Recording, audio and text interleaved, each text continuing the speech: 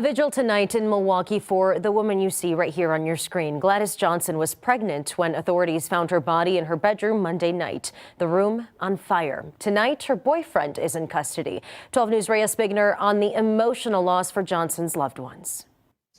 I found her and I didn't want her to burn up, and God had my back. He had my back, but he still took her and her baby, but she's in heaven with my mom. And if she's watching down on me, but now I got to stand up for her baby. I have to raise my child with my other daughters. On the cold evening of January 5th, 2026, in a quiet Milwaukee neighborhood, a mother kicked down a bedroom door to find flames consuming the room and her daughter's lifeless body on the bed. The smell of smoke had drawn her there. The bedroom door had been blocked, and the man who had pointed a weapon at her other daughter just moments before had already fled into the night. 22-year-old Gladys Johnson, 5 months pregnant with a baby boy, was gone. Her 3-year-old daughter had been somewhere in that house when it all happened. If you're already feeling that pull to know more, to understand how something this devastating happens, then do me a favor right now. Hit that like button, subscribe to She's Alive, and turn on notifications, because cases like Gladys's deserve to be heard, remembered, and fought for. Missing out means these stories fade faster than they should, and we can't let that happen. So subscribe, stay with us, and let's make sure her voice isn't forgotten. Now let's talk about Gladys. She wasn't just a name in a news headline. She was a young mother, a daughter, a niece, a light in her family's life. Those who knew her described her as the most loving person you could ever meet. Her aunt, Josie Johnson Smith, said Gladys had a spirit that could lift anyone out of a bad mood. If you were down, she'd cheer you up. She was that person, you know? The one who made everything feel a little brighter just by being there. And she was only 22 years old, still building her life, still dreaming.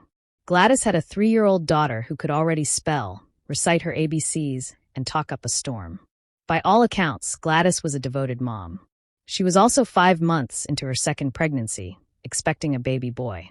The father of both her children was her boyfriend, a 21-year-old man whose name hasn't been publicly released yet because formal charges were still pending at the time of reporting. But here's what we do know. He had no prior criminal record in Wisconsin. On paper, he looked clean. But beneath that surface, there was a history. Authorities confirmed that Gladys and her boyfriend had a documented history of domestic violence. We don't know all the details of what happened behind closed doors, but we know enough to understand that their relationship was troubled. Milwaukee, where this all unfolded, sits on the western shore of Lake Michigan. It's Wisconsin's largest city, a place with vibrant neighborhoods, tight-knit communities, and unfortunately, like so many cities, its share of heartbreak and violence. The area near 26th and Hadley, where Gladys lived, is a residential neighborhood on the north side. It's the kind of place where neighbors know each other, where kids play outside, where life goes on quietly day after day. Until it doesn't. January 5th started like any other winter evening in Milwaukee. Temperatures hovered around freezing. Families were settling in for the night. Gladys was home with her young daughter. Her boyfriend was there too. What exactly happened in the hours leading up to that night is still being pieced together by investigators, but we know how it ended. Around 11:23 that evening, a call came into emergency services. Michelle Johnson, Gladys's mother, had arrived at her daughter's home and immediately sensed something was terribly wrong. She smelled smoke. Panic set in fast. When Michelle tried to get into the bedroom, she found the door blocked. Her daughter's boyfriend was on the other side, refusing to let her in.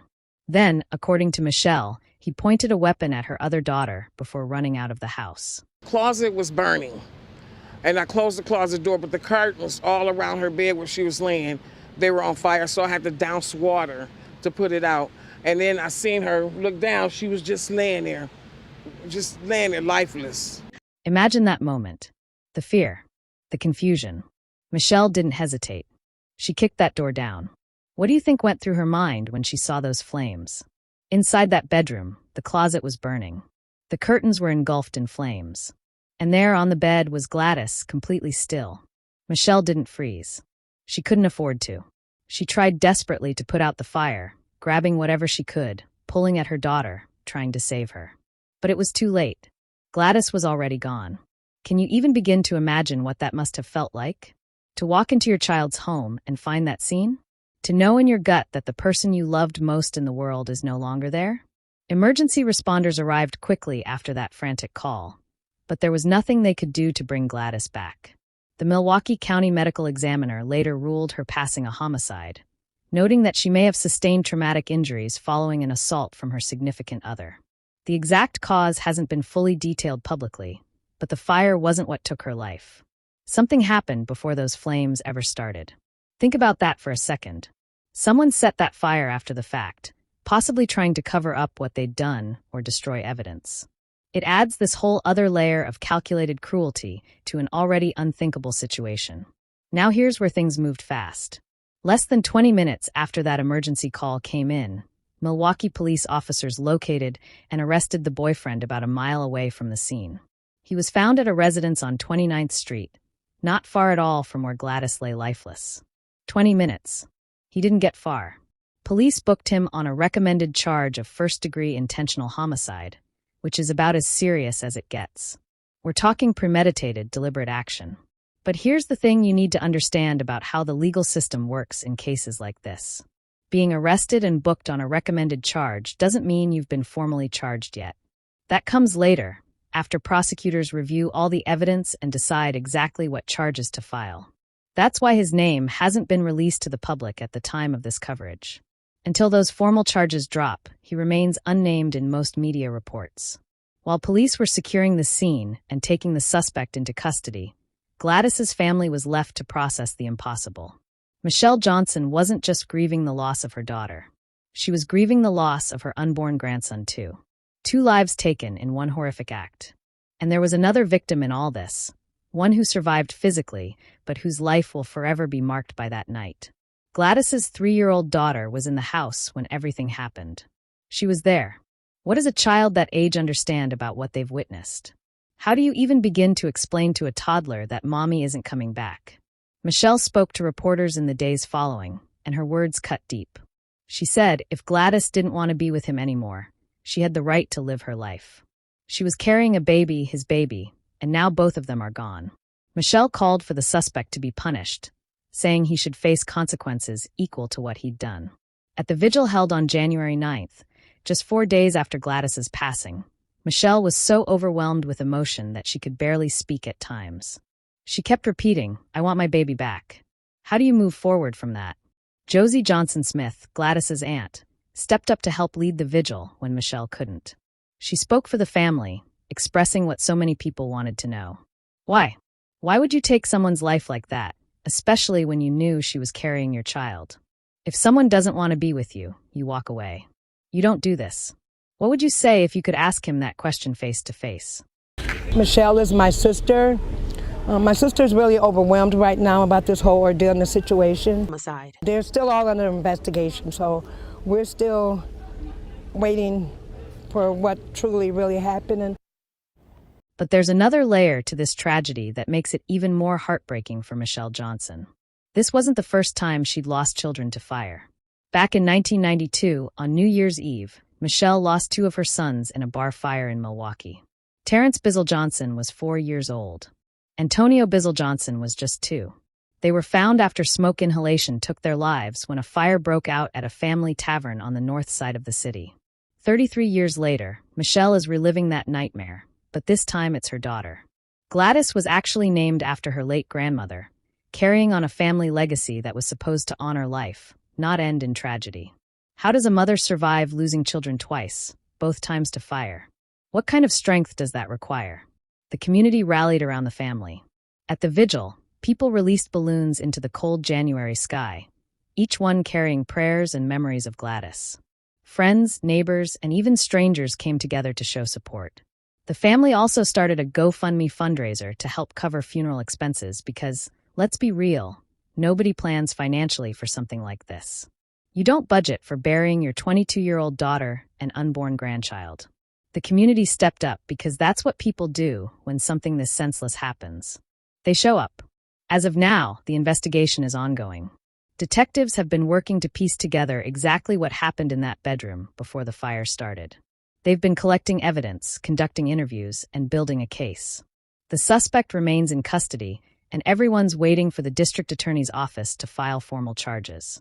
Once that happens, we'll learn more details about what prosecutors believe occurred and what evidence they have to back it up.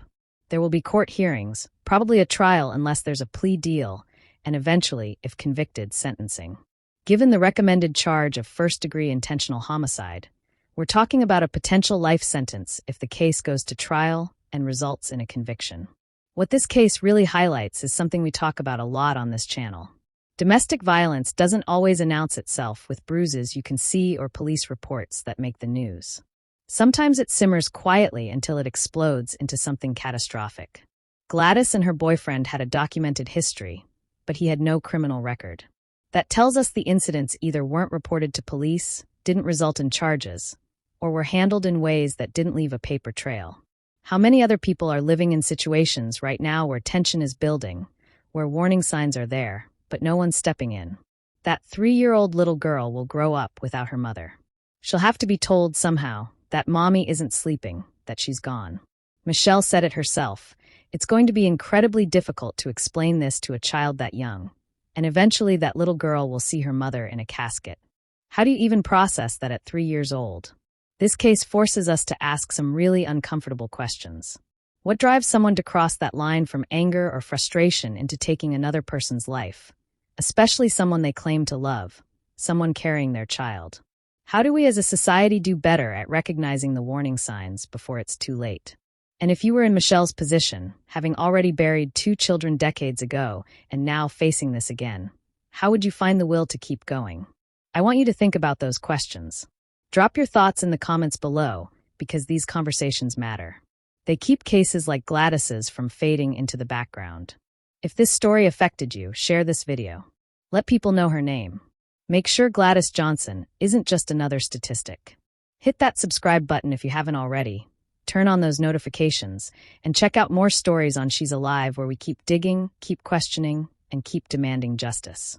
Because every single one of these cases deserves to be remembered, and every victim deserves a voice.